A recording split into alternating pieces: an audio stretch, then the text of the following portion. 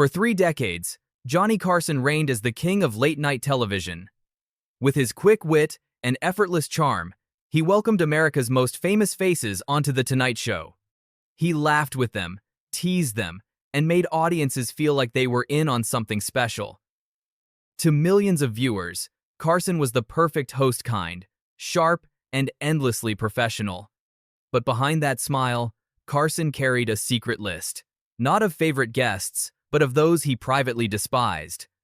Legends who, despite their glamorous reputations, left Johnny seething once the cameras stopped rolling. To the public, they were icons. To Carson, they were cruel, manipulative, or even dangerous. And the stories he shared in private reveal a much darker Hollywood than the one America thought it knew. When Joan Crawford appeared on The Tonight Show in 1970, audiences saw the poised, elegant star of Hollywood's golden age. Her posture perfect, her charm carefully rehearsed, she was the very picture of old-school glamour. But Carson saw something else entirely. Before she even arrived, Crawford had sent a 4-page memo of demands. The lighting had to be exact. The temperature locked at precisely 67 degrees, not 66, not 68.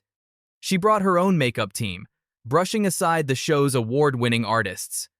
And when a young production assistant brought water to her dressing room, Crawford erupted. Witnesses say she unleashed such a vicious tirade that staff in the hallway froze. The assistant, barely 20 years old, fled in tears after being called unspeakable names and told she should work in a brothel instead of television. Carson, ever the professional, carried on with the interview. But afterward, he confided to friends, "She was one of the coldest people I've ever spoken to, like talking to a beautiful statue with nothing inside."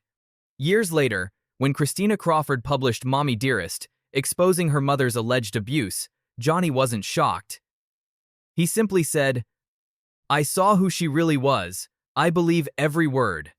If Joan Crawford chilled him with her cruelty, Frank Sinatra unsettled him with raw intimidation. On stage, Sinatra and Carson seemed like old pals. Johnny played the respectful host, while Old Blue Eyes dazzled viewers with charm and stories.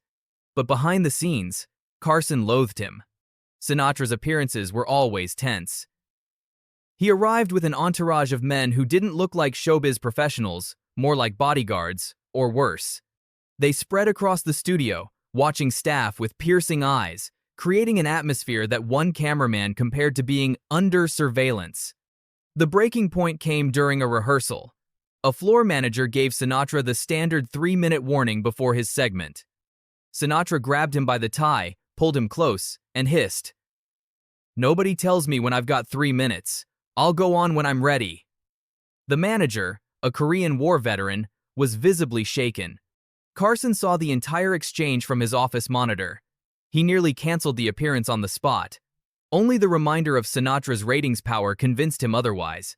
Later, Carson admitted privately, "If he didn't sing, he'd be a mob enforcer, and sometimes I think he was both."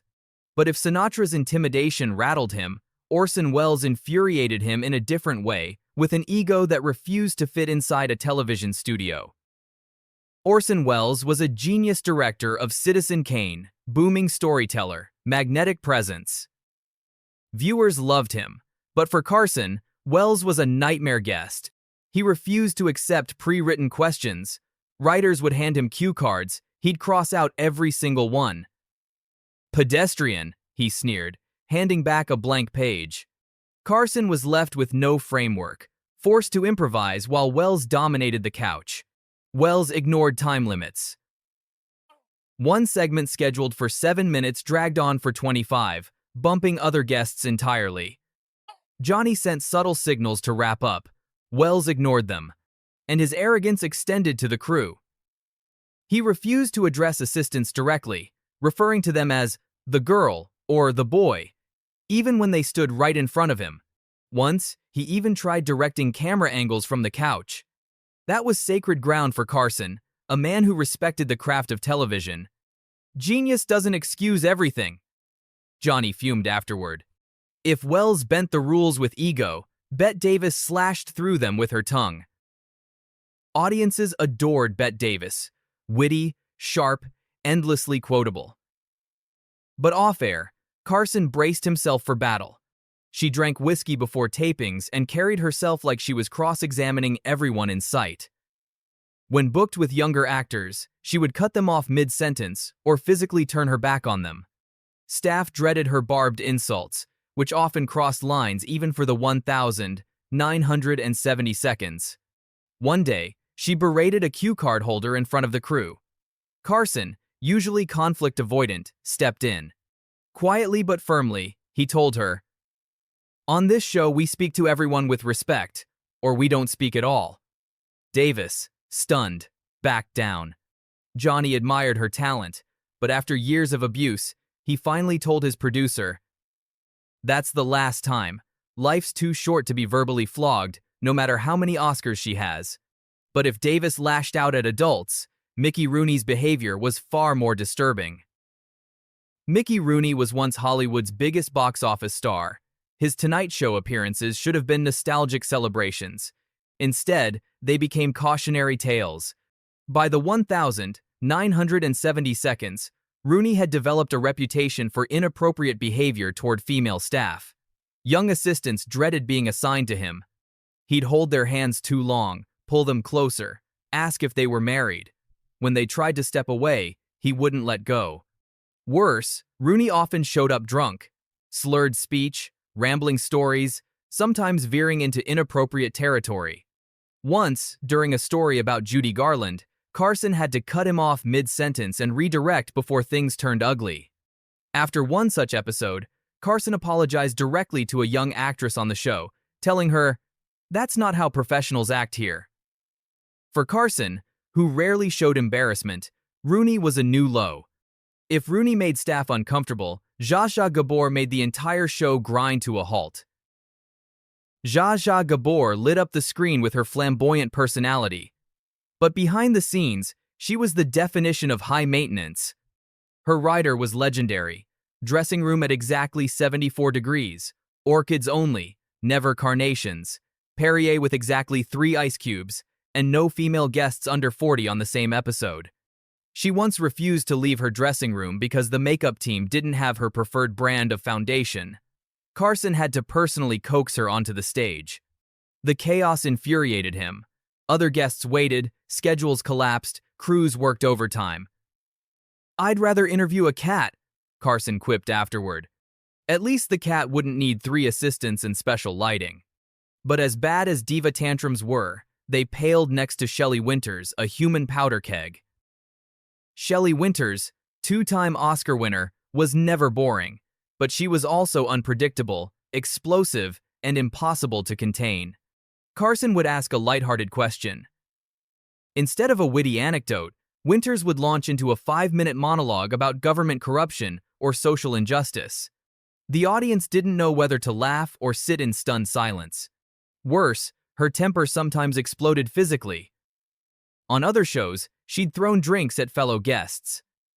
Tonight Show staff quietly removed objects from the set whenever she was booked, just in case.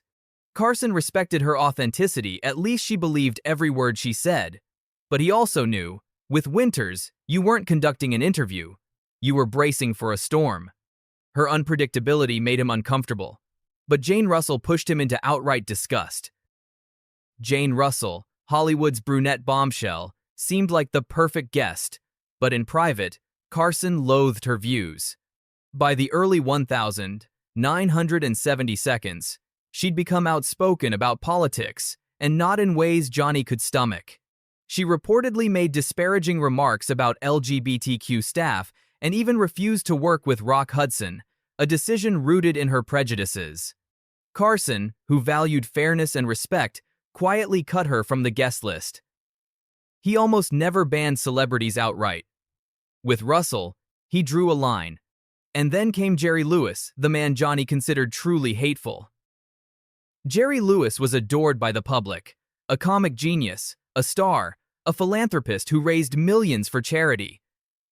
But Carson, and much of his crew, saw a very different man. On stage, Lewis hijacked interviews, talked over other guests, and even touched Carson straightening his tie without permission. Johnny hated being touched, and Lewis did it deliberately. Offstage, Lewis treated staff with contempt. He refused to learn names, barking, "camera guy," or "makeup girl." Once, he screamed at a cameraman for breathing too loudly. The man had allergies. Lewis demanded he be removed from the studio. Carson was revolted. Here was a man who cried on national television about helping children, then turned around and treated working people like garbage. After one especially toxic appearance, Johnny snapped, "Never again." From that moment on, Lewis was blacklisted. Years later, Carson still called him truly hateful. For 30 years, Carson was the gatekeeper of Hollywood. Everyone who mattered sat on his couch. He knew which stars were genuine and which ones were hiding behind carefully constructed illusions. And his judgments have proven eerily accurate. Crawford's cruelty confirmed by Mommy Dearest, Sinatra's mob ties documented, Rooney's inappropriate behavior exposed. Lewis's reputation among Hollywood insiders still whispered about. Carson's rule was simple. How did they treat the people who couldn't help them? The assistants, the cameramen, the makeup artists? That, he believed, revealed their true character. Hollywood's golden age looks glamorous in hindsight, but Johnny Carson's blacklist is a reminder that behind the charm and glitter, many icons were anything but admirable. As one of his longtime producers put it, the camera doesn't just add 10 pounds, it adds a layer of fiction. Johnny's greatest gift wasn't just making people laugh. It was seeing through that fiction to the truth underneath. And if you think this list shocked you, wait until you hear what happened on one of America's most beloved sitcom sets, where the cast secretly lived in fear of a child star, so volatile that producers installed panic buttons on set. That story, coming soon.